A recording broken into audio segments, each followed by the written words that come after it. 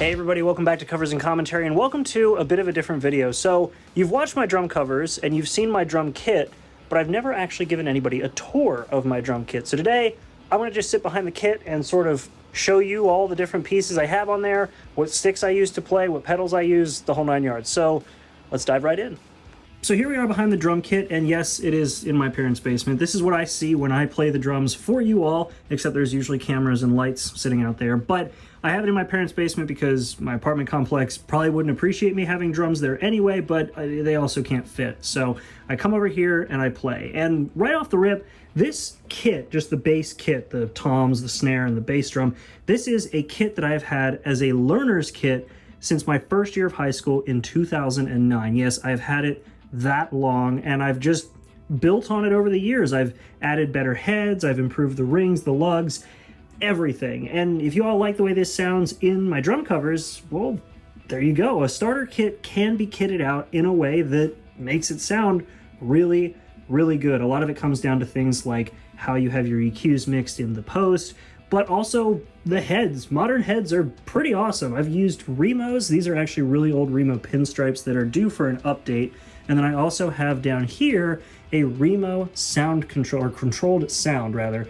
And I like this for the snare because you have this little central bit, and it just makes a nice little, oopsie. It has this nice little center pad, which is where the controlled sound part is, but it also gives you a target to hit while you're playing. And then for the bass drum front and back, we have Aquarian regulators, which I really like because they already have a bit of muffling to them, and then I just have a little towel in there that sits up against the back and front head to add even more muffling, which just makes that bass drum sound so good. And I have one with a hole cut in it so that when I record, I can get that mic right up and personal and get a really good sound out of the bass drum. Now, for anybody curious about what exact kit this is a Ludwig accent in their black and white finish. There were 3 toms. You had a high, mid, and floor tom, but over time I started having issues with the mid tom not really sitting where I wanted it to be. I'm not a big fan of the up high 2 toms, especially considering they're mounted right in there, and I'm not going to buy a rack for a starter kit if this fits me fine. So I ended up removing the high tom, placing the mid tom over here, and then just leaving the floor tom here on the ground. It's more than enough for what I like, and again, when you play songs where you have to go all the way across the toms, most of my fills rely on 2 toms anyway, or an alternate of the toms and cymbals and things like that. So this is a Ludwig accent with some kitted out heads, as well as some moon gel, which you can't forget moon gel. If you're ever recording, this is the best way to really dial in. That needs to be tuned. That's a really good way to dial in the muffling of your actual drum head.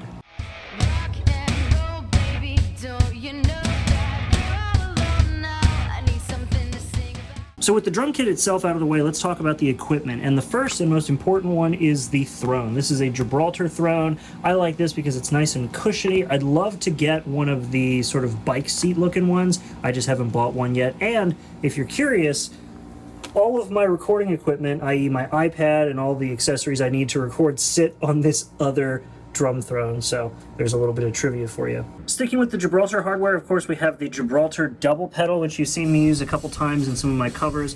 This was one of the earliest sort of expensive purchases I made for the drum kit, and that was because I really wanted to learn how to play double bass, because some of my biggest inspirations as a drummer were players like Neil Peart, Lars, until I kind of started listening to him perform live, and I listened to a lot of early 2000s emo music like I See Stars and Pierce the Veil and those kind of things. So, you know, they play double pedal, so I wanted a double pedal, so I bought one. Now, funnily enough, 3 of my cymbal stands are still Ludwig stands. So this one over here is a Ludwig stand, this one is a Ludwig stand, and the hi-hat clutch is also a Ludwig piece. This is the original hi-hat piece for the accent kit that I have been using all these years. It still holds up. The spring, it's there. It's a little weak. I do need to fix that, or at this point probably just replace this, because it does interfere with my double pedal, which it has for years as well and hasn't been a problem. So This is where I get into debating with myself. Let's move on. Over here attached to one of my original pieces of hardware, we have this little no brand name extended cymbal stand with my splash cymbal on it. I just found it at a thrift store. I don't know who actually made it. And then over here, these two pieces of hardware are probably the ones that work the hardest. We have a set of Dixon stands, and we have on them my crash ride and ride cymbal. And you'll notice that they have some weights on them because, well, when you like to hang your cymbals out as far as I do, gravity does not like that. But now that I've mentioned cymbals, let's go ahead and actually talk about what cymbals I use on this kit. Starting with the cheapest cymbal, my China cymbal, which is a Han-Chi China Bright. This was actually a gift. I didn't buy this one myself, but I wanted a China cymbal. I got a China cymbal, and most people hate it because it does have a much more aggressive sound to it. I don't think I've actually used it in any of my covers, but I like the sound of it. I kind of fell in love with the way it sounded, which is sort of the story with most of these cymbals, but this was a gift and I just fell in love with it, and it's a China, so when you're playing heavy metal, you really can't beat it. Moving right on over is easily my favorite cymbal of all of them. This is a Peisty Rude 18-inch crash ride. Now, I'm not going to really nerd out on the whole technical aspect of this, but basically, you notice how this cymbal has the rings, and this one doesn't. So this is an unlathed cymbal. Basically, they stamped it, they hammered the pattern, and they sent it. That was it. And you end up with this really deep, aggressive sound, especially for a crash ride, and you end up with a really nice bell sound. You might have heard the bells when I did my cover of Devil by Iron Mouse and Booby, and anytime I use a crash ride in any of my songs, you have heard what this sounds like.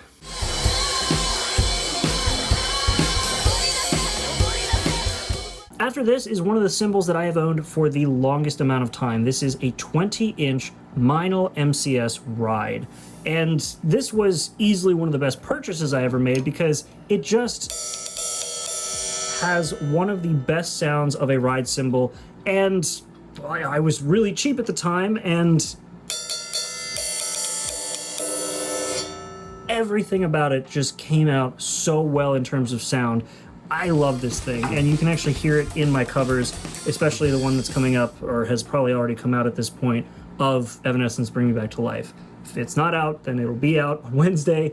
If it's already out, then go watch it over there. But then moving on from that, we have my 10-inch Wuhan Splash cymbal, and I literally paid $1 per inch on this cymbal. I paid $10 for this cymbal. It is cheap because at the time, I was cheap, but yet somehow I managed to find a decent sounding splash cymbal, and you've heard it before when I did the little cymbal in-betweens in my drum cover of Devil.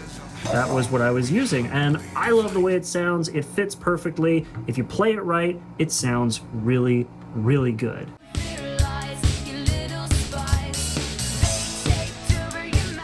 Now, peeking over there, we have an old Sabian B8 Pro. And it's not a cymbal that I will ever recommend. I don't use it anymore for a very specific reason, which is that it sounds like pop metal on a stick.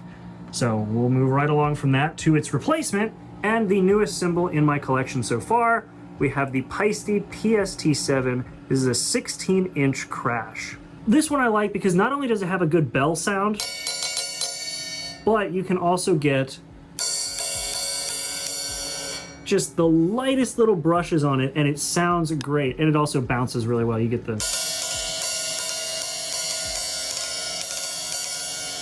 That's enough of that. Either way, this was definitely a cymbal that I felt like was a necessary purchase because up until then I was using yeah, and so getting this, I have a much brighter sound, I have more bounce control, it doesn't sound like pop metal on a stick, I have a bell that I can use, and again, doesn't sound like garbage, and overall, I am super happy with this cymbal. And before anybody asks, I do have these GoPro mounts all around the kit. I have another one up here, there it is, right up there, which we'll talk about what it's attached to in just a second.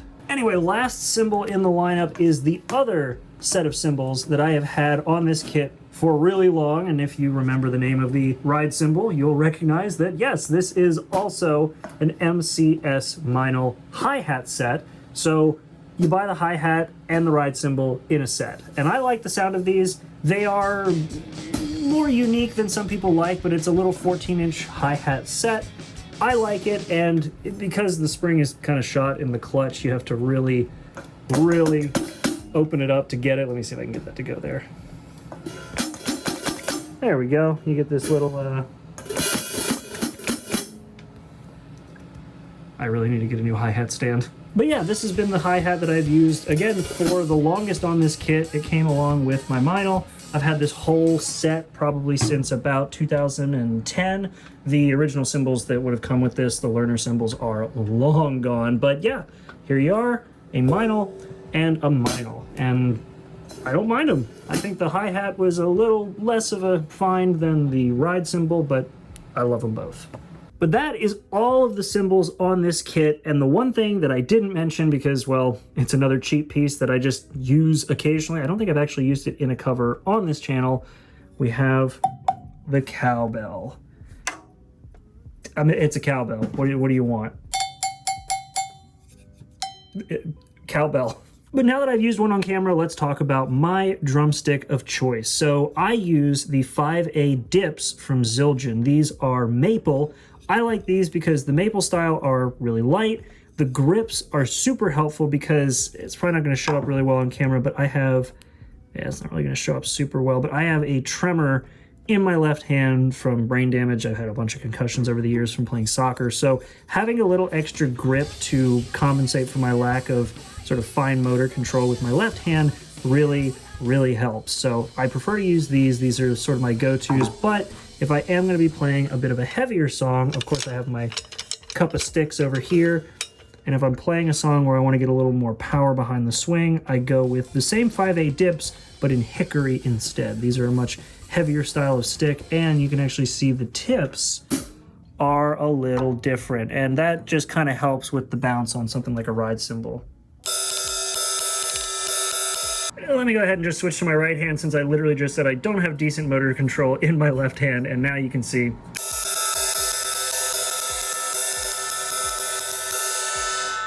Versus these, which are a bit lighter, so you can do the...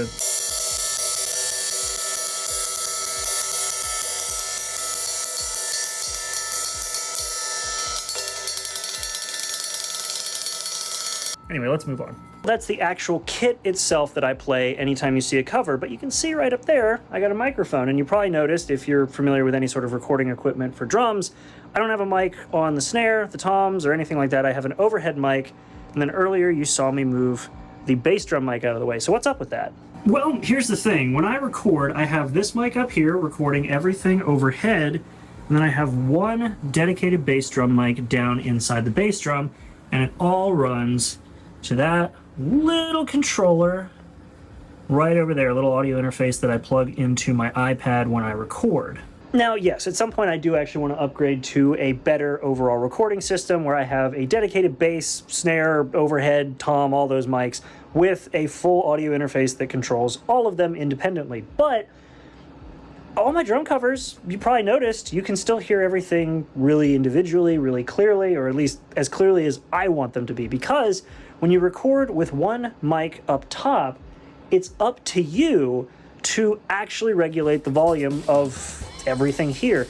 And it's really good practice because a lot of drummers, especially nowadays, when you have things like drum triggers and independent microphones that are really, really dialed into just one drum, all of that means the drummers, especially when they're playing in the studio, have a tendency to play too loud. And I also had a tendency to play too loud. Switching to a single point of recording where if you play this cymbal too loud, the snare drum just gets completely muted out, that really forces you to learn how to generally manage the volume of everything. And so if you're learning and you want to really kind of get into recording potentially, and you don't want to splurge for this massive recording equipment setup and all that kind of stuff, buy a mic with an overhead mic stand, get a decent, I would say actually a pretty good bass drum mic, and just learn to actually regulate yourself with volume using a single mic for the overhead and a single mic for the bass drum. But like I said, for me personally, I do want to upgrade this eventually because having 2 points of recording is great for learning. I've gotten into a rhythm now, no pun intended, where I can actually play and regulate my volume pretty well. If I want to try to muffle out or drown out the snare with the crash cymbal or whatever the case may be, I can do it. It really helps, but I would like to have a bit more control, so I do intend to improve on that at some point in the near future. Plus, now that I have my snare drum tuned just the way I like it, I really want to get a mic on that to just make it as audible as possible. But either way, I'm rambling now. But with all that said, you have seen my entire drum kit setup, what I record with, the drumsticks I used to play, the kit itself, which is just an old learner's kit that's been just pimped out with all these new pieces of equipment.